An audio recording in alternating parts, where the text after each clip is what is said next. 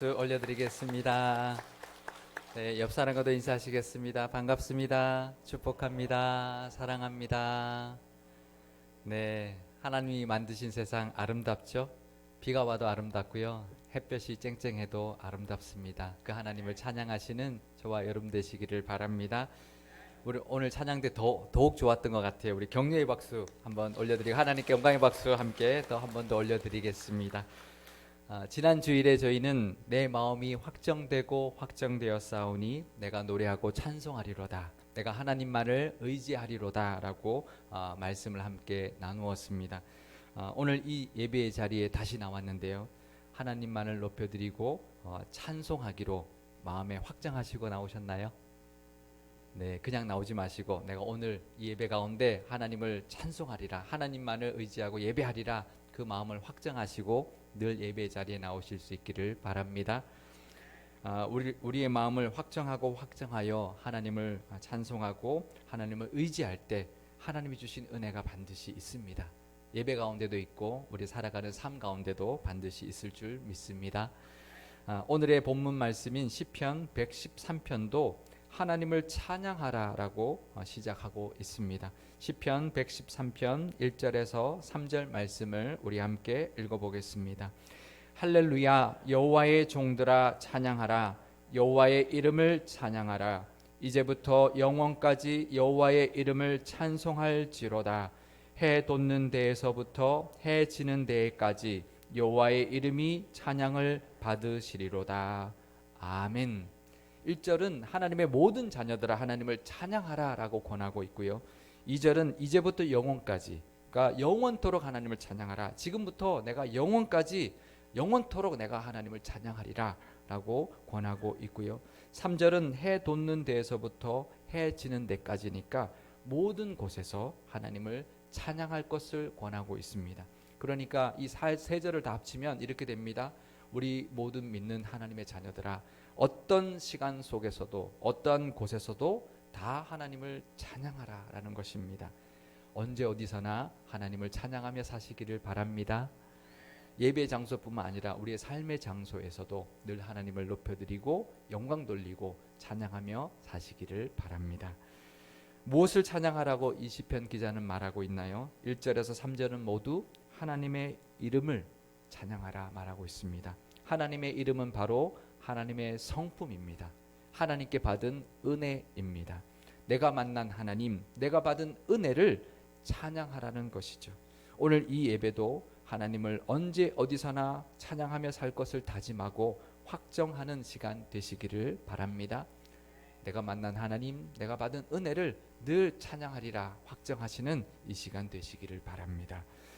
하나님의 은혜를 우리가 찬양을 합니다. 그런데요, 그 찬양할 때 또 주시는 하나님의 은혜가 있습니다.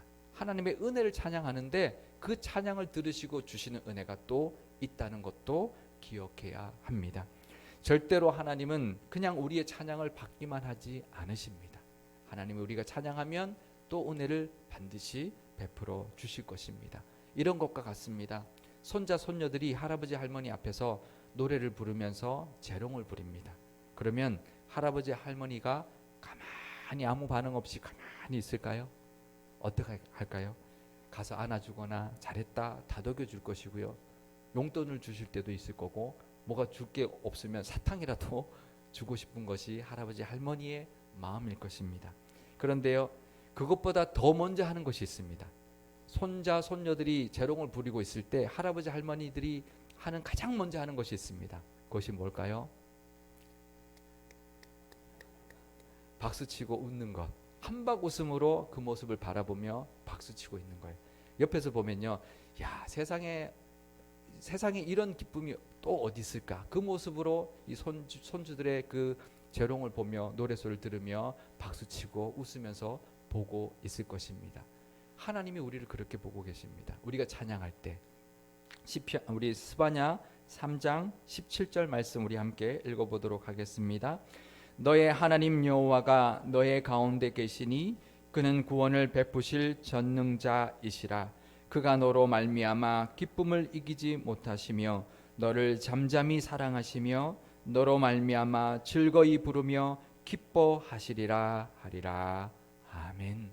찬양하는 우리를 그냥 보고만 계시지 않습니다. 하나님께서는 우리를 찬양하는 우리를 보시고 한박 웃음을 지으시면서 기쁨을 이기지 못하시며 박수치고 계실 줄 믿습니다. 시편 113편 4절에서 7절 말씀은 제가 읽어드리겠습니다. 여호와는 모든 나라보다 높으시며 그의 영광은 하늘보다 높으시도다.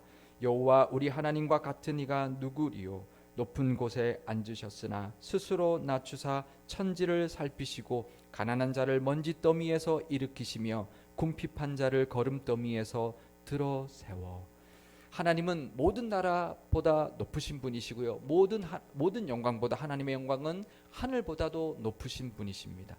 가장 높은 곳에 앉아 계신 분이신데요. 그 하나님께서 찬양하는 우리를 향하여 스스로 낮추시고 우리를 굽어 보신다 말씀하고 있고, 그냥 위에서 내려다 보는 것이 아니라 몸을 낮춰서 우리의 눈높이를 맞추어서 다가오셔서 이렇게 세워주시고 들어 세워주신다 노래하고 있습니다.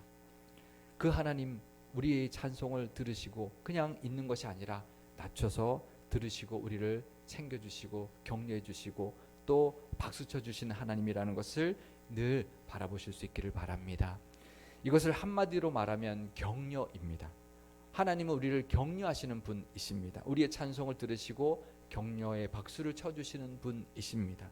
격려는 칭찬과 좀 다릅니다. 비슷한 것 같지만 다른 점이 있는데요.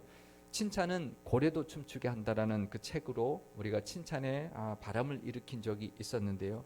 범고래가 훈련받는 걸 보고 이 저자가 이 칭찬의 힘이 이렇게 크구나라는 것을 이제 책으로 쓴 것이 바로 칭찬은 고래도 춤추게 한다는 것이었는데요.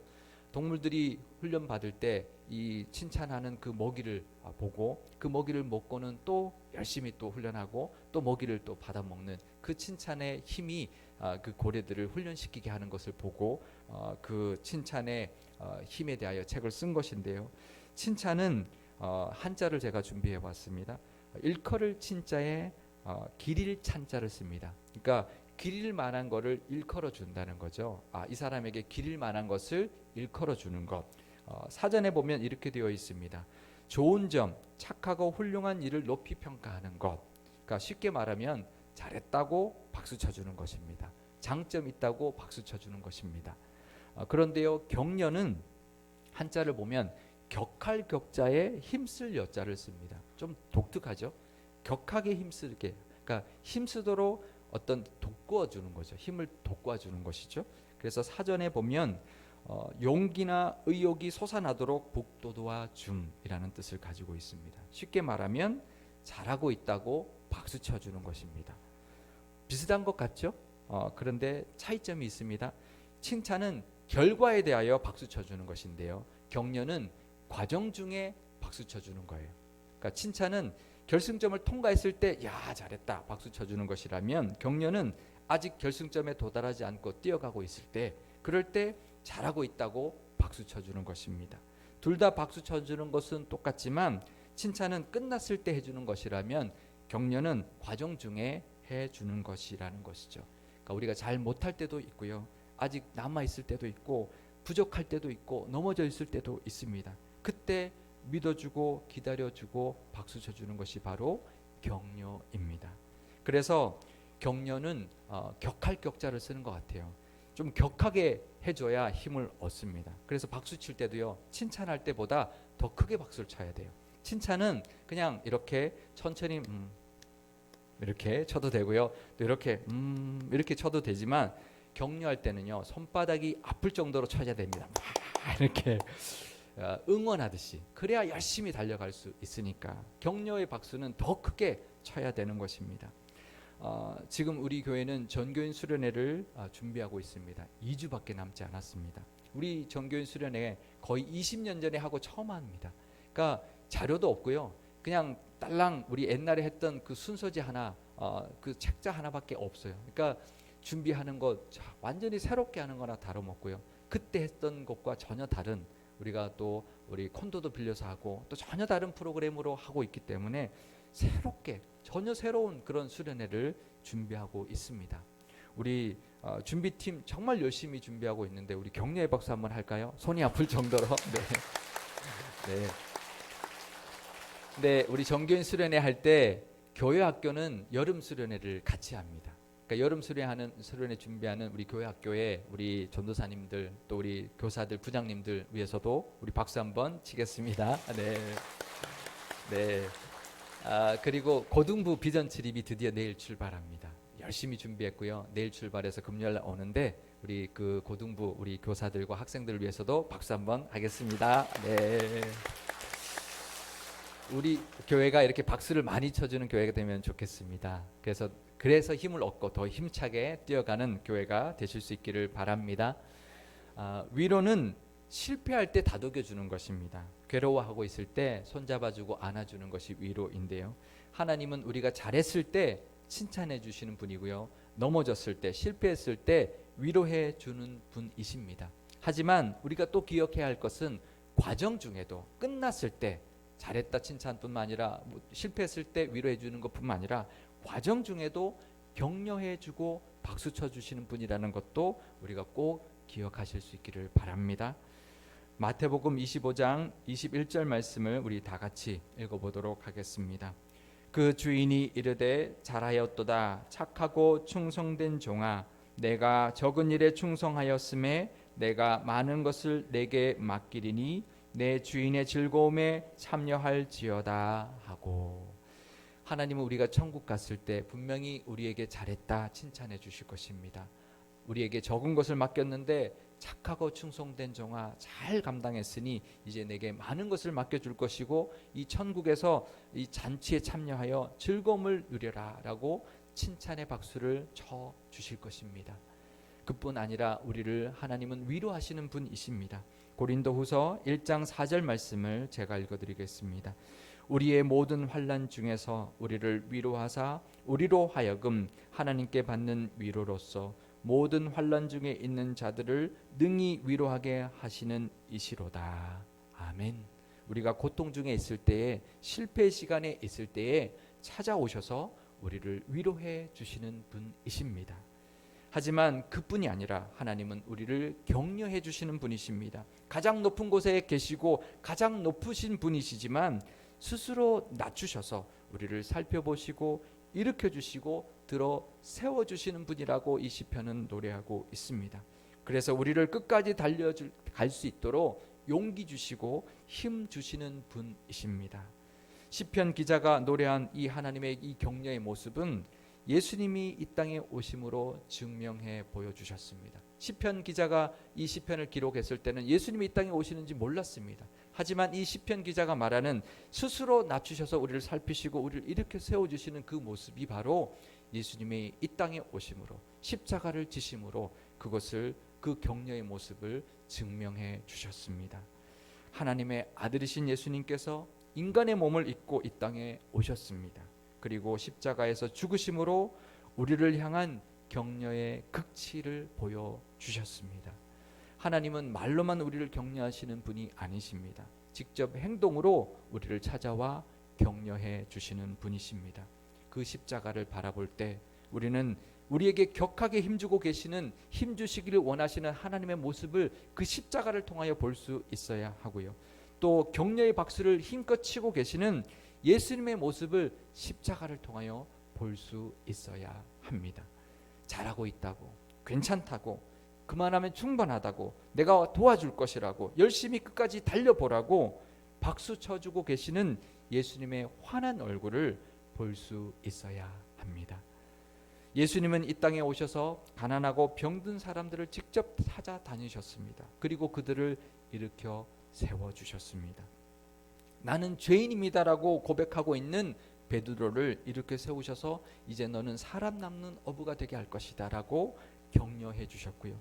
사람들의 눈을 피해 그 땡볕에 물을 기르러 왔던 사마리아 여인에게 일으켜 세워주셔서 영원히 목마르지 않는 물을 주심으로 영생을 주셨습니다. 참된 진리에 갈급해하고 있던 니고데모에게 거듭남의 진리를 가르쳐 주시며 일으켜 세워주셨습니다. 영적인 가르침으로 깨달음으로 영적인 일으켜 세워주심의 격려를 예수님이 주셨습니다.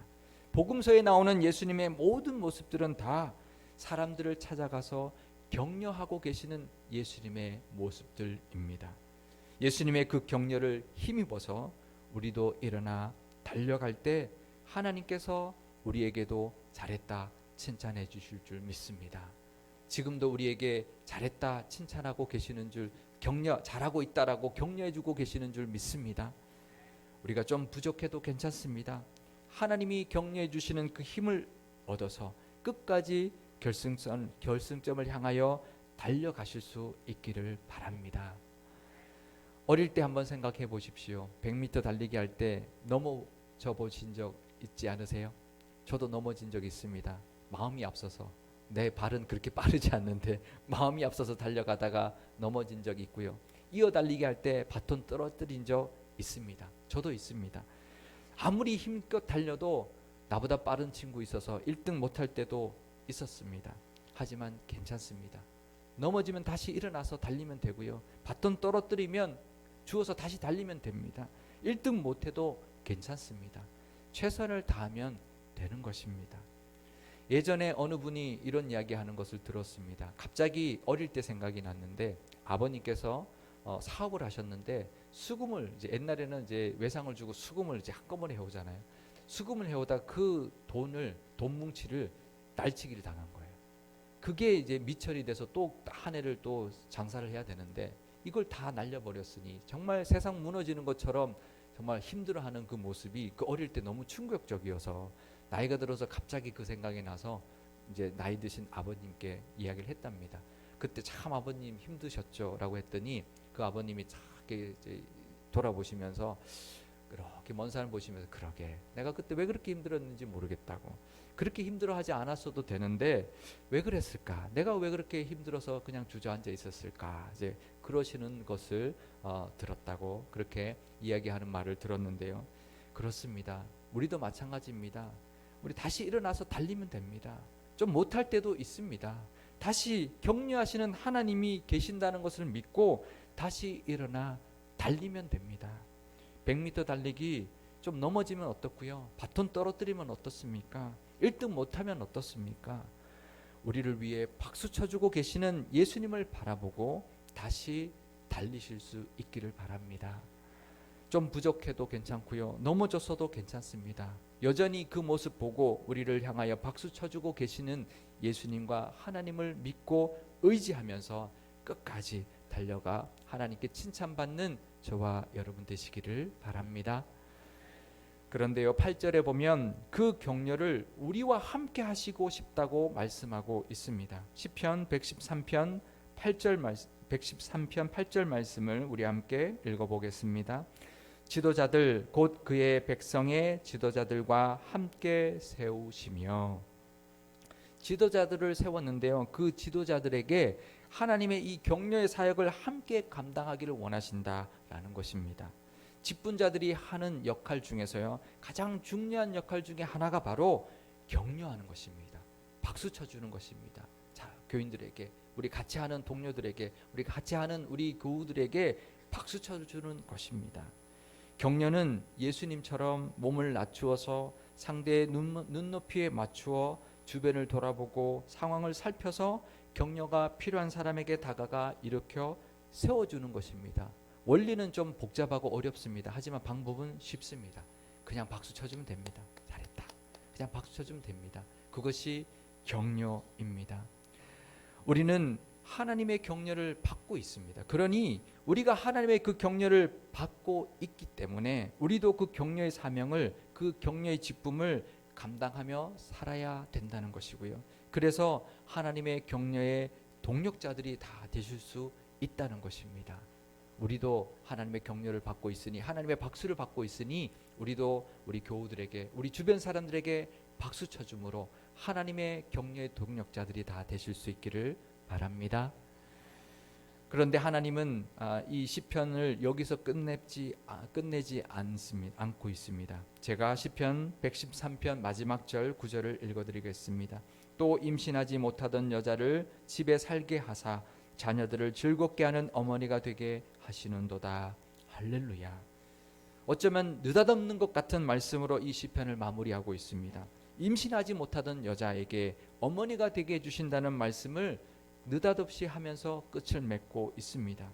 임신 못하는 여인, 지금보다도 우리나라 조선시대보다도 그 당시는 훨씬 더 힘든 때 쓰여졌던 시편입니다. 그 당시에는요, 여인이 임신 못한다라는 것은 하나님께 복받지 못했다라는 것입니다.